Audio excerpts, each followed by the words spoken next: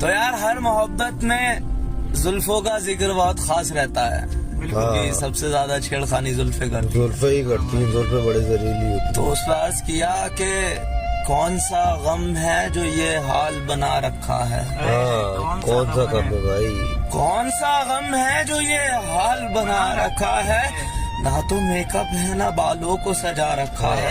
बिल्कुल क्या यार। कहने साहब। और खामखा छेड़ती रहती है मेरे होठों को, हाँ भाई, खामखा छेड़ती रहती। खामखा छेड़ती रहती है मेरे होठों को। तुमने जुल्फों को बहुत सर पे चढ़ा रखा, हाँ यार, तुमने जुल्फों को बहुत सर पे चढ़ा रखा, तुमने जुल्फों को बहुत और सर पे चढ़ा रखा है।